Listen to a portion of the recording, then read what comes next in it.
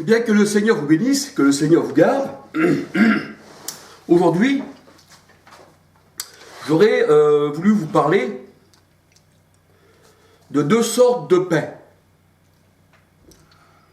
Le Seigneur donne du pain au monde et il donne aussi du pain, eh bien, à ses enfants. Et là, dans la parole de Dieu, nous voyons que le Seigneur donne du pain au monde, que ce pain-là n'est pas fait de blé, mais qu'il est fait d'orge, et que le pain spirituel, eh bien, le blé est symbole du pain spirituel, parce que le Seigneur Jésus-Christ disait que si le grain de blé ne meurt, eh bien, il ne peut porter du fruit. Et nous sommes faits, eh bien, de blé aussi. Et le Seigneur, eh bien, la parole de Dieu nous dit qu'il est, eh bien, le pain qui nous nourrit spirituellement. On va se laisser guider par la parole du Seigneur et on va regarder ce que le Seigneur, eh bien, dans sa parole, eh bien, désigne comme pain pour ses enfants et le pain pour les nations, pour les sectes, pour tout ce qui est contraire à la parole de Dieu.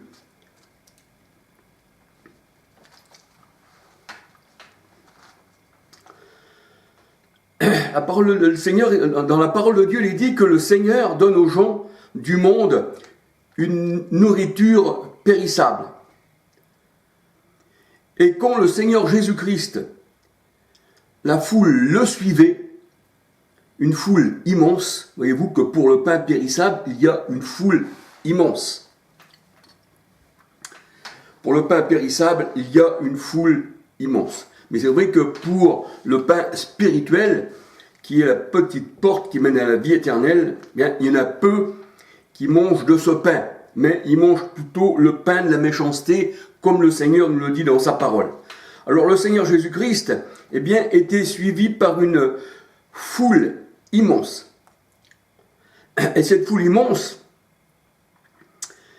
eh bien, était nourrie par le pain que le Seigneur avait multiplié.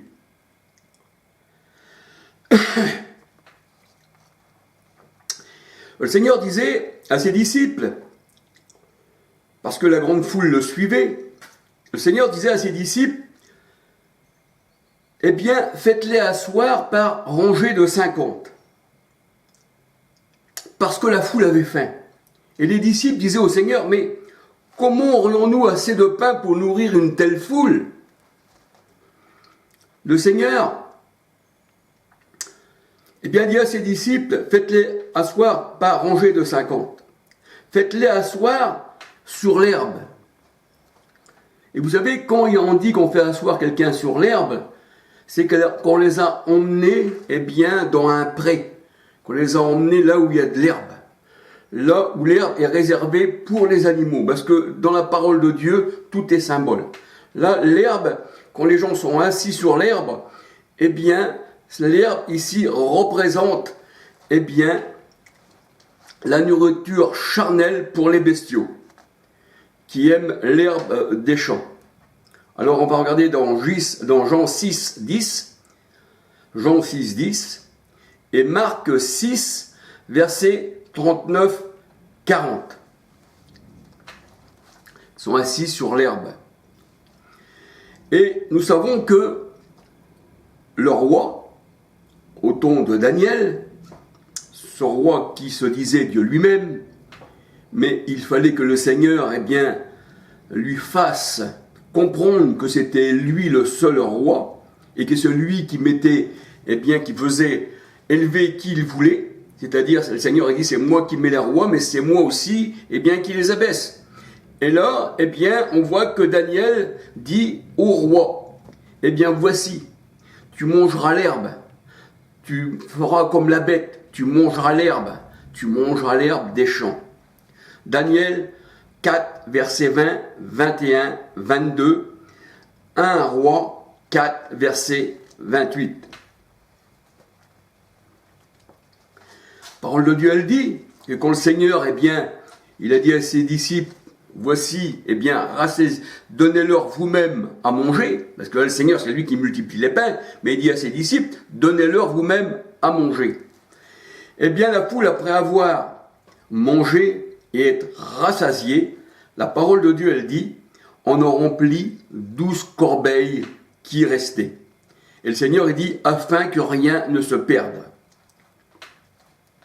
Ils les ramassèrent donc, et ils remplirent 12 paniers avec les morceaux des 5 pains d'orge. Alors, voyez-vous, ici, le Seigneur, quand il a multiplié les pains, c'était pas du blé, mais c'était des pains d'orge. Et le pain d'orge n'a rien à voir avec le blé. C'est comme l'ivrée, elle n'a rien à voir, eh bien, avec le blé. L'orge, il a l'apparence du blé, mais pardon, c'est le seigle qui a l'apparence du blé. C'est-à-dire que l'orge n'a rien à voir, eh bien, avec la parole de Dieu. Et là, des 5 pains d'orge qui restaient, de ceux qu'ils avaient mangés, eh bien, il restait 12 corbeilles. Alors c'est vrai qu'il faut bien s'arrêter sur la parole de Dieu qui nous dit que c'était de l'orge, que le Seigneur, eh bien, a multiplié les 5 pains d'orge. Jean 6, verset 12-13. Jean 6, verset 12-13. Et vous savez que l'orge est aussi un symbole, eh bien, on va dire, quand elle est cuite avec des excréments humains, c'est un symbole, eh bien, d'impureté. On peut lire ça dans la parole de Dieu, dans Ézéchiel 4, versets 12 à 27. L'Éternel avait dit à Ézéchiel, voici, eh bien, tu feras cuire les pains d'orge sur des excréments humains. Et Ézéchiel, il dit au Seigneur, pas sur des excréments humains, mais sur des excréments d'animaux. Parce que nous savons que l'homme est une bête, et l'homme c'est un animal. Et le Seigneur, eh bien, il rend à la bête ce qui lui appartient. Et le Seigneur a donné ce pain au monde. Le Seigneur, quand il a multiplié les pains d'orge, il l'a donné au monde. Et quand il le donne au monde, ce pain, qui est cuit avec des excréments, qui est fait pour les bêtes, eh bien ça veut dire que le royaume des cieux est enlevé à ceux qui mangent de ce pain d'orge. Ça représente la correction de Dieu. Ézéchiel 4, versets 12 à 17, et Juge 7, versets 13 à 15. Alors cette foule qui s'avait rassasiée, non du pain spirituel qui descend du ciel, mais des pains d'orge que le Seigneur a multipliés. Voyez-vous, c'est Christ lui-même qui multiplie les pains. C'est toujours lui, tout vient de lui. Eh bien, après avoir été rassasié et vraiment avoir dégusté de ce pain, pour eux qui était un pain vraiment, un bon pain, quoi, je veux dire, puisque le lendemain, ce pain-là, ça leur a resté à l'esprit, le lendemain, après avoir été nourris, la foule qui était restée sur l'autre rive, vous savez, dans la parole de Dieu, tout est symbole. Quand on dit qu'on va sur l'autre rive, ça veut dire qu'on ne fait plus partie de ce monde. Hein, il y a même un chant qui dit « passons de l'autre bord ». Voyez-vous, quand on passe de l'autre bord, on n'est plus sur la rive où il y a les pécheurs. Et quand on reste sur la rive, ça veut dire qu'on reste dans les ténèbres. Il faut passer avec le Christ sur l'autre rive.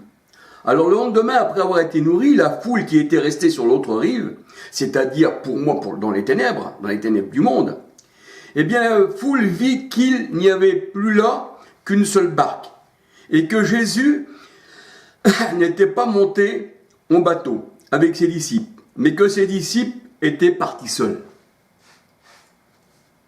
Et vous, les disciples, étaient partis seuls. Et quand la foule, après, elle prit des barques et retourna sur l'autre rive, ce n'était pas parce que c'était des nouveaux, c'est parce que ils voulaient des pains charnels, parce que c'était des hommes charnels qui voulaient encore de cette nourriture faite de l'orge.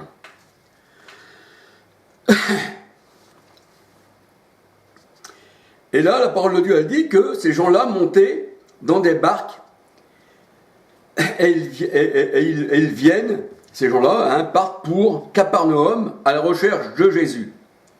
Et ils le trouvèrent. Ils le trouvèrent. Et vous, que pour la nourriture charnelle, bien, ils font pas mal de kilomètres. Comme aujourd'hui, on voit tous les gens qui font des kilomètres, qui prennent leur caravane, je parle pour Vie et Lumière, hein, qui font des kilomètres, alors qu'ils ont des pains d'orge à donner au monde. Voyez-vous, c'est une nourriture infecte. Et ils font des kilomètres, mais pour la vraie doctrine, il n'y en a pas un seul. C'est pour ça que le Seigneur dit qu'il y a peu d'élus, mais dans la grande prostituée, eh bien, il y a beaucoup de gens, hein, qui vont à leur perte. Jérémie 5, verset 7.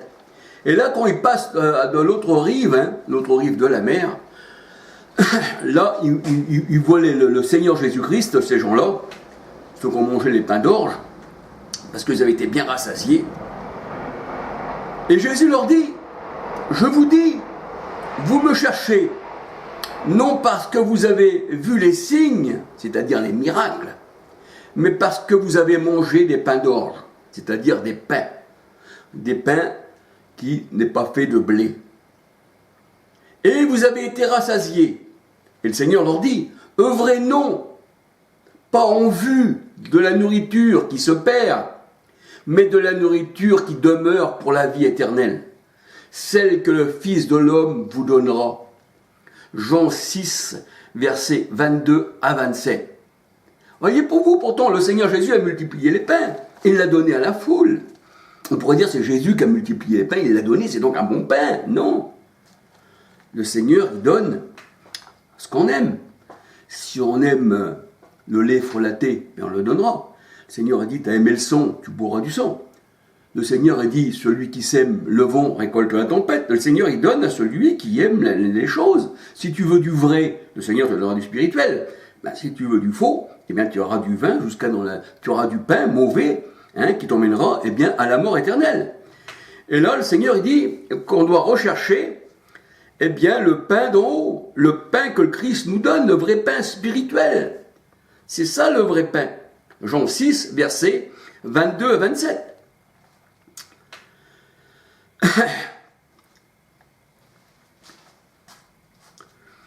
Et ce pain-là, avec le pain charnel, eh bien, on ne reçoit pas l'Esprit Saint.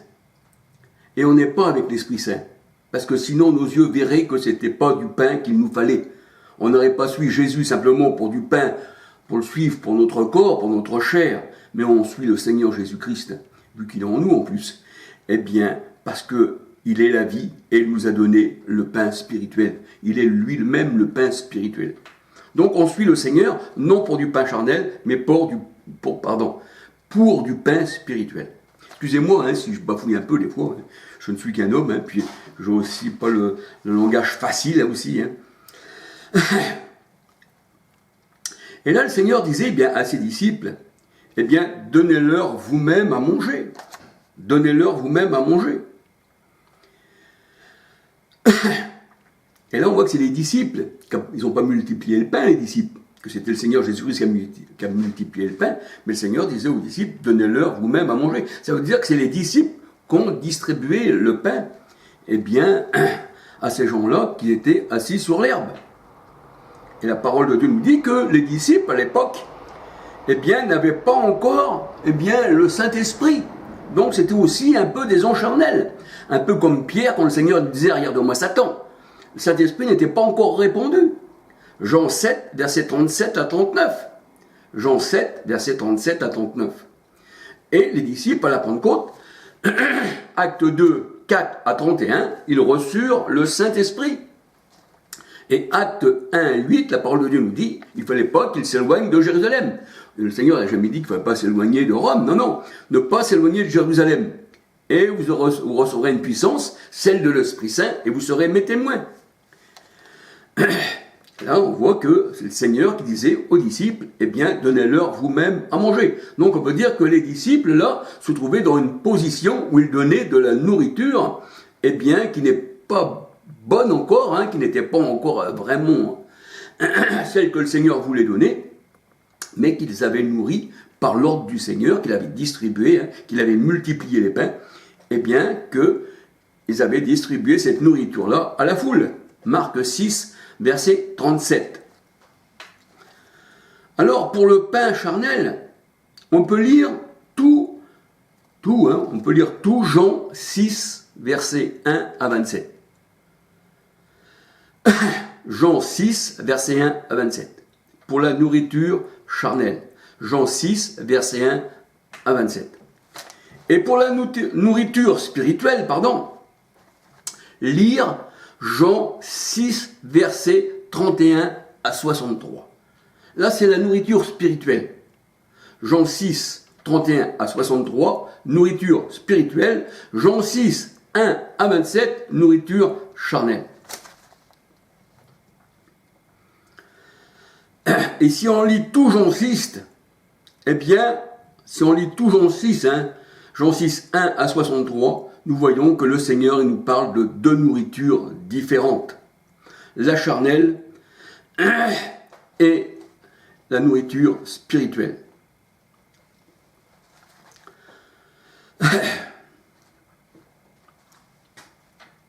Alors on voit que quand le Seigneur eh bien, il a pris ces pains d'orge, eh bien ça c'était pour les religions, ça c'était pour les sectes. Le Seigneur il dit qu'il leur a fait manger le pain de la méchanceté. Voyez-vous, il leur a fait manger le pain de la méchanceté, c'est ce que le Seigneur nous dit. C'est lui qui a fait manger le pain de la méchanceté et qui a multiplié ses pains, nous avons vu. C'est Jésus qui multiplie les pains d'orge. Proverbe 4, versets 17 à 18. Je vous donne les versets de la parole de Dieu pour qu'on puisse lire dans la parole de Dieu. Proverbe 4, versets 17 à 18. Jérémie 9, versets 14, 15. Jérémie 8, 14. Et Psaume 80, verset 6. Et le Seigneur, il dit dans sa parole qu'on doit se méfier, eh bien, du pain, hein, du levain des pharisiens. 1 Corinthiens 5, verset 6, 7, 8. Et nous savons que les pharisiens, eh bien, ils avaient abandonné le commandement de Dieu au sujet de leur tradition. C'est écrit dans Marc 7. Si on lit tout Marc 7, nous voyons qu'ils ont abandonner les commandements de Dieu au sujet de leur tradition. Donc ça, c'était un pain de méchanceté, c'est un pain de rébellion. C'est ce que nous dit la parole de Dieu. Et c'est ce que les Hébreux aussi, dans le désert, ont reçu de la part de l'Éternel. Eh bien, ils ont reçu, eh bien, la manne. C'est le Seigneur, eh bien, qui a fait descendre la manne sur eux. Exode 16, versets 3, 4 à 35. Exode 16, versets 3, 4 à 35. Et la parole de Dieu a dit que Christ, il est notre Pâque. Lui, il n'est pas de l'orge, le Seigneur. Mais il est du blé. Parce que le Christ nous donne du blé. C'est pour ça qu'il dit qu'il il fera sa moisson et il mettra le blé dans son grenier, qu'il dit le Seigneur. Hein. Et son grenier, bien sûr, c'est d'être avec lui. Hein. C'est lui en nous et nous en lui. Alléluia. Et on peut dire que la manne, eh bien, était une puanteur. C'était une puanteur. Quand le Seigneur il donne du pain de méchanceté à manger aux gens, puis la coupe aussi de la méchanceté à boire, eh bien ça porte une odeur, c'est une mauvaise odeur. Exode 7, verset 15, 20, 24. Exode 7, verset 15, 20, 24. Et ce pain, eh bien, il nous emmène à la mort. C'est ce que nous dit la parole de Dieu, à la malédiction, une séparation d'avec Christ. On ne peut pas le connaître avec ce mauvais pain et puis ce mauvais vin. 2 Corinthiens 3, verset 7-9. 2 Corinthiens 3, verset 7-9 et Galates 3, 10 à 14. C'est une malédiction. Et le repas du Seigneur, c'est un repas de noces aussi. Hein. Ça, c'est qu'on mange à la table de Christ, hein, qui est un bon repas. Hein. Qui est à la table de Christ, un bon repas. Hein. 1 Corinthiens 6, 13 à 19. Et vous là, eh bien, c'est le mariage de noces, c'est, eh bien, un avec le Seigneur. 1 Corinthiens 6, 13 à 19. Mais l'homme ne vivra pas seulement de pain, c'est-à-dire comme les gens ils mangent du pain, que le Seigneur avait multiplié les pains d'orge, mais il vivra de toute parole qui sort de sa bouche. Matthieu, verset 4, 4. Et le pain partagé, eh bien, représente une communion. Il représente la table du Seigneur, il représente la parole de Dieu, il représente le Christ. 1 Corinthiens 10, versets 16, 17, 18. Gloire au Seigneur.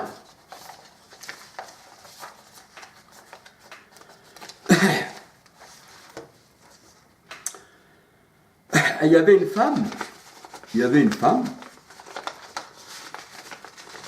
alléluia, il y avait une femme, elle prenait le pain, c'est-à-dire elle prenait même pas le pain, elle prenait les miettes qui tombaient sous la table du Christ. Et le Seigneur a dit, il n'est pas bon pour les petits chiens de manger à la table du Seigneur. Le Seigneur a dit, les petits chiens mangent les miettes sous la table.